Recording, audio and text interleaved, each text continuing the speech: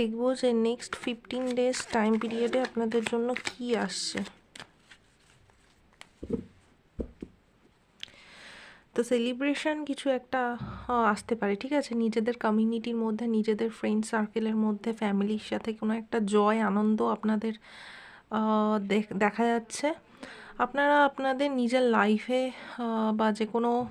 ম্যাটারে আর কি খুব hard work করছেন, ঠিক আছে, পেশেন্সের সাথে কিছু একটা